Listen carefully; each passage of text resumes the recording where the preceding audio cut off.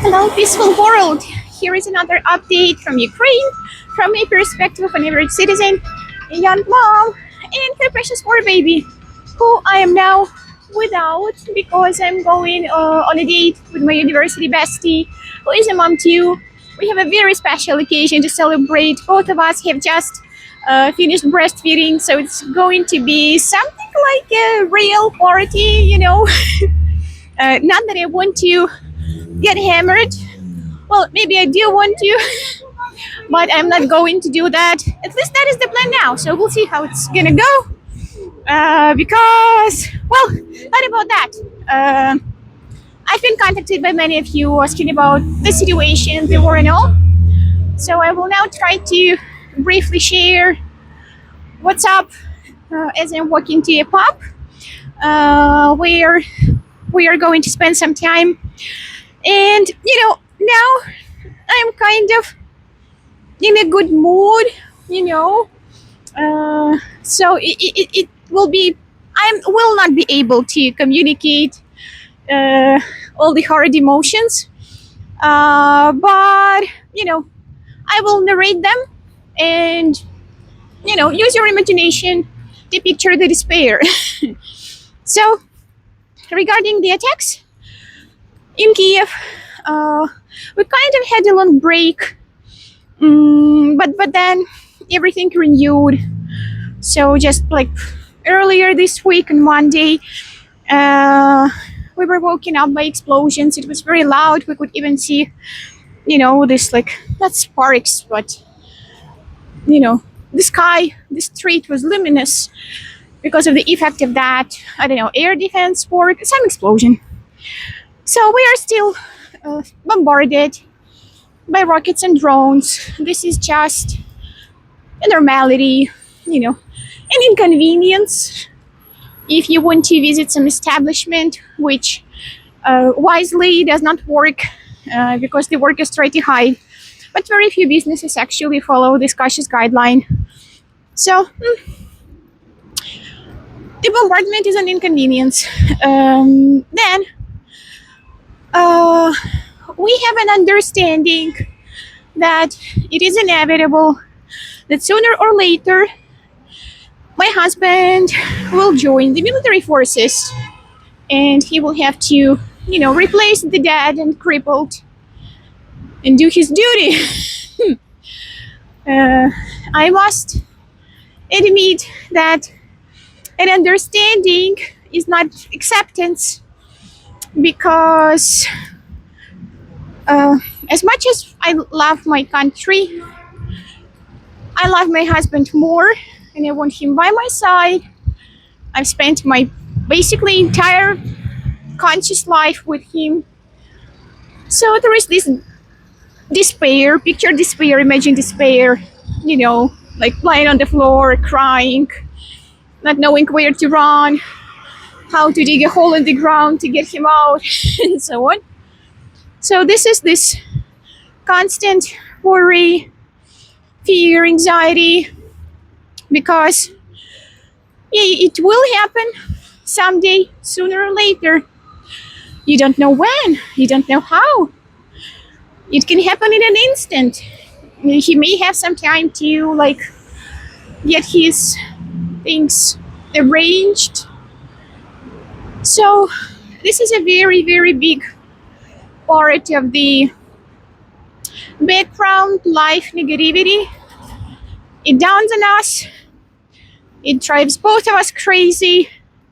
My husband's way out of this reality is to work as crazy because he wants to leave as much money for me and Mia before he dies, which is very gracious, of course. I'm kind of grateful, but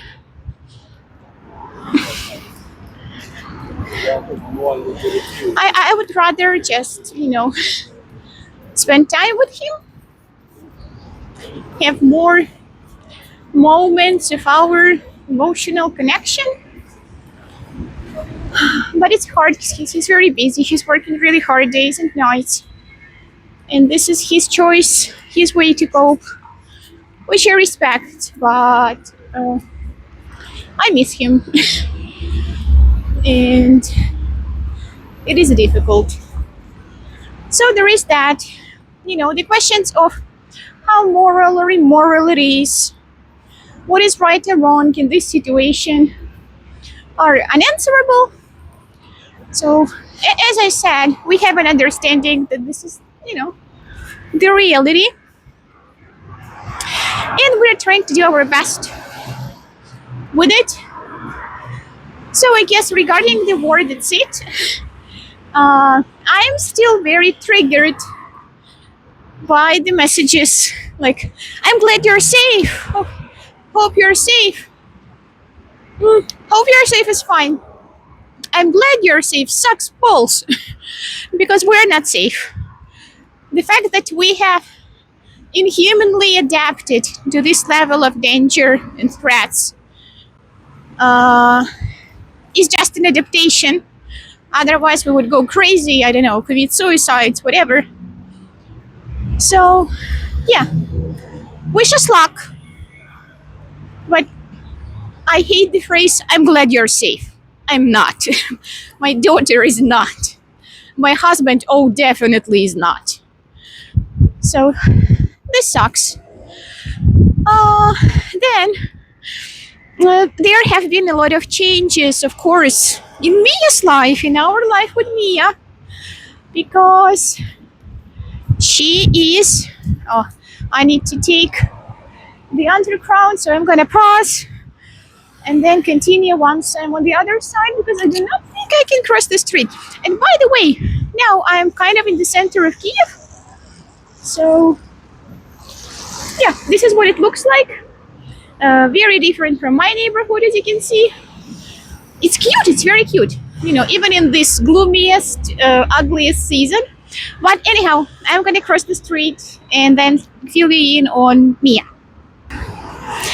So yeah, cross the street. Mia is absolutely amazing. Of course, she has grown a lot because I think I haven't recorded any videos for a few months. And as you can imagine, for a toddler, she's now a toddler, full-blown toddler. It's a big deal. It's a long time. So she walks, she runs, she jumps. She's a little monkey. She's very active.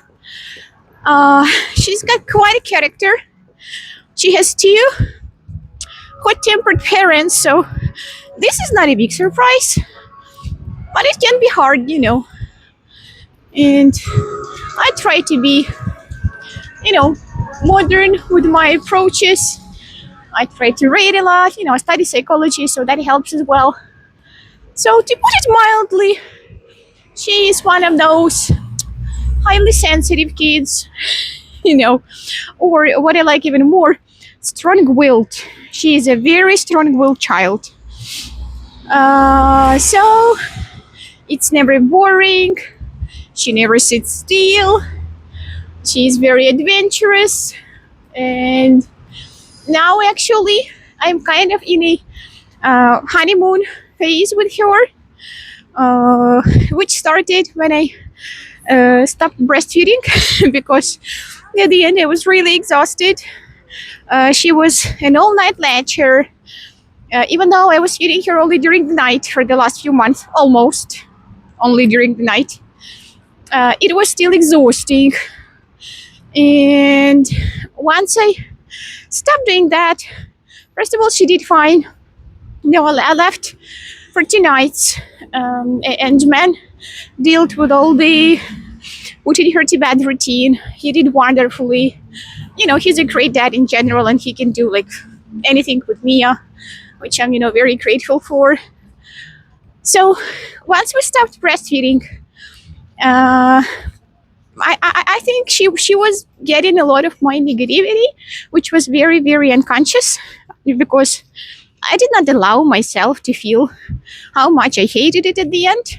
Not to feel as a bad person, as a bad mom, a classic story. But she was feeling it, with my shitty milk. And once we stopped breastfeeding, she became kind of nicer, more cheerful, more cooperable even.